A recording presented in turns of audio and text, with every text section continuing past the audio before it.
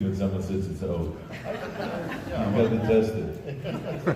We tested, yes, Exactly. yes, sir. Got to drill into it. And Franco, of course, these are exquisite. I mean, these are. No, very good. Is the guy here that is sculpting? He's here, James. Where is he?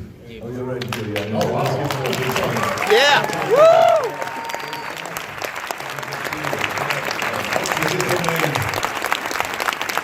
Oh, James! Because, first of all, thank you for having us use it right up here on stage. My pleasure. And I know that you were one of many vendors that came here to go and to display your great work and to sell some of your work. And we were shut down because they told us we cannot have the expo because it's a gathering of around 250,000 people. It's the biggest fitness, sports and fitness festival in the world. Yeah. And then through a lot of negotiating and a lot of arguing, we were able to keep the sports events and this seminar here today.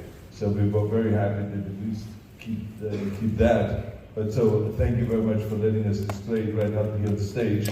So you've been really gracious, and you're a great artist, as we all can tell how extraordinary this kind of sculptures are and how much work went in there. How many hours did it take?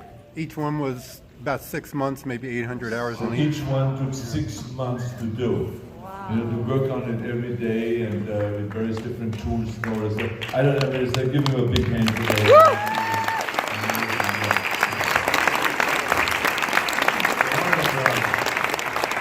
I couldn't help but notice, so we've got yours prominent and Franco, but your buddy Stallone didn't make out too well. He's way over there in the corner.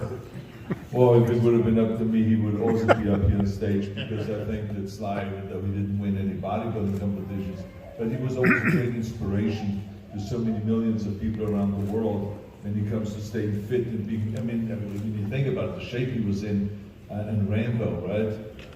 That was unbelievable how ripped he was, and so he was a great inspiration. He's a good friend of mine. And so I would have put him also right here somewhere on the stage. But I understand the Franco and Arnold relationship that you wanted to celebrate here today. Did Franco actually train Sylvester for, I think it was the first Rocky 3, I think it was? Yeah, I think that one of the reasons why Sly got so ripped after he did the Rocky movie, he then totally changed his body, was because he trained with Franco. Because Franco just said to him, I said, look, I think that you have good potential, but we got to put you on a diet, and we got to do more reps and more sets, and to really go and step it up into 2 hours of training every day.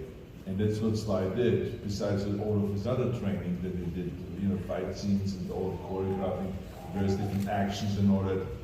So he took it very seriously, and he was like really in fantastic shape. And I remember we did the movies at the same time. I was doing Conan #2 in Mexico, and he was doing a lot of it in Mexico, shooting Rambo. So we were kind of doing it at the same time.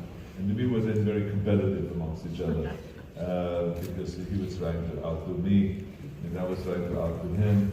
And so it was like an all-out competition of who can sell more tickets at the box office, who can kill more people on the movie screen, who can kill people in a more violent way, who can use bigger knives, who can use larger guns.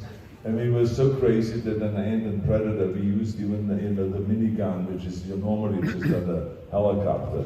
We don't use it normally running around through the jungle and stuff like that. So we went really overboard with everything, just to kind of outdo each other. And you know, so it was like absolutely insane kind of competition. And you know, who has more muscles and who has less body fat and all that stuff. And there were lies flying around about that. You know, but the body fat, I mean, always said, you know, Sly had like 4% body fat, and under normal circumstances he would be dead by having 4% body fat. So it was really funny. I mean,